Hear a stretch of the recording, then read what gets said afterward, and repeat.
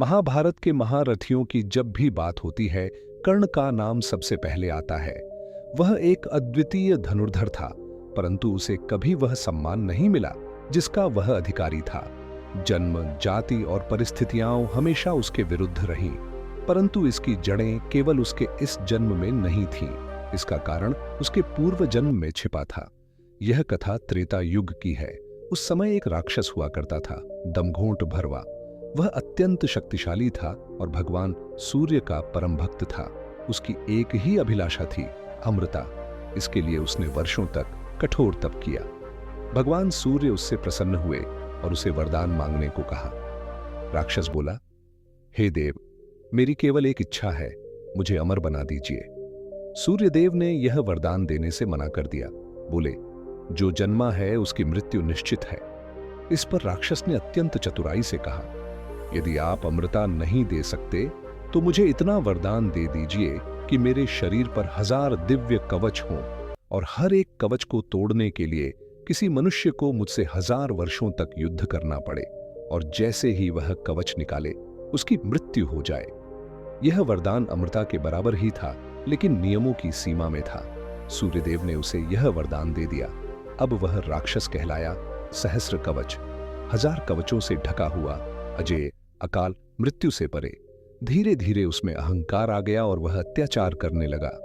उस समय प्रजापति दक्ष की पुत्री मूर्ति, जो स्वयं ब्रह्मा के मानस पुत्र से विवाह कर चुकी थीं, उन्होंने राक्षस के अत्याचार देखे और भगवान विष्णु की घोर तपस्या की। भगवान विष्णु प्रकट हुए और बोले, मैं जानता हूं तुम किस लिए तप कर रही हो। बोलो, क्या चाहती हो? मूर्ति बोली, मैं चाहती हूं कि वह राक्षस मारा जाए।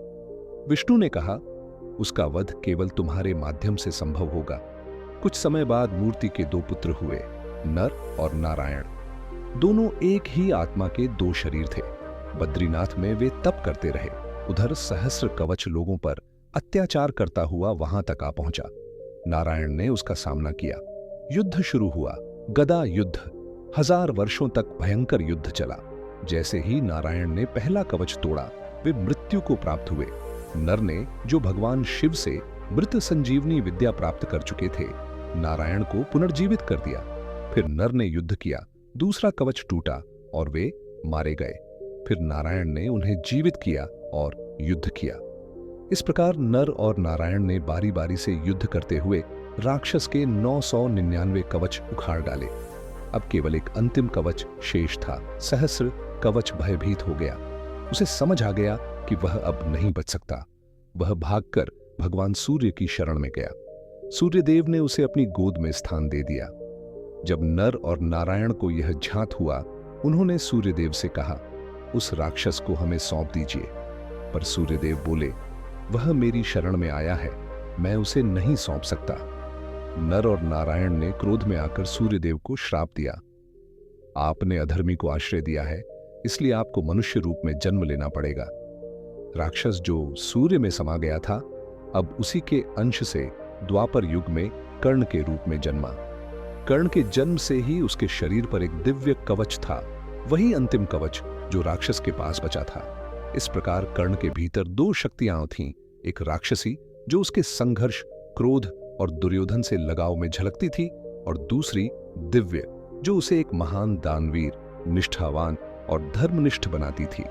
नर और नारायण का पुनर्जन्म क्रमशः अर्जुन और भगवान श्री कृष्ण के रूप में हुआ। इसीलिए युद्ध से पहले कृष्ण ने इंद्र से कहकर कर्ण से उसका कवच और कुंडल ब्राह्मण वेश में मांग लिए। यह केवल रणनीति नहीं थी, यह त्रेता युग में अधूरी रह गई एक कथा का न्यायपूर्ण समापन था। अंतिम कवच की आग। बद्रीनाथ की बर्फीली चोटियों पर उस दिन कुछ अलग था। नर तप में लीन थे और नारायण ध्यान मग्न थे, लेकिन आकाश में एक विचित्र कंपन फैला।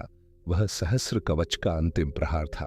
पर आज की यह कहानी युद्ध की नहीं, एक अनदेखे रहस्य की है।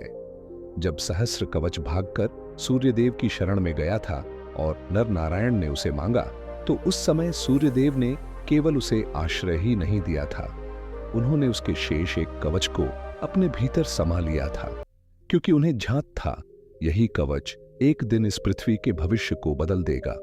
हजारों वर्ष बीत गए, द्वापर युग आया, सूर्यपुत्र कर्ण जन्मे। वही कवच लेकर।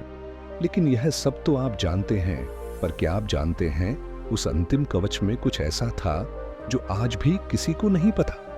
वह कवच सिर्फ रक्षा नहीं करता था, वह आत्मा को बांधता था। जब कर्ण ने इंद्र को अपना कवच और कुंडल दान में दिए तो एक रहस्य जाग उठा। उस कवच के भीतर सहस्र कवच की शेष बची हुई चेतना, उसकी एक अधूरी इच्छा। जिस क्षण कर्ण ने अपना कवच दिया, उसी क्षण उस चेतना को मुक्ति मिली और आकाश में कहीं बहुत दूर बद्रीनाथ की वही चोटी फिर से हिल गई। नर और नारायण की आत्माएं, अर्जुन और श्री कृष्ण दूर से आकाश की ओर देखने लगे। कृष्ण ने मंद मुस्कान के साथ अर्जुन से कहा, आज हमने केवल युद्ध नहीं लड़ा, हमने युगों पुराना आरण चुकाया है। और उस रात जब सब सो रहे थे, एक अनजाना प्रकाश बद्रीनाथ की पर्वत चोटी से उठकर आकाश में विलीन हो गया। कहते हैं वह सहस्र कवच की अधूरी आत्मा थी जिसे अंततः मुक्ति मिली।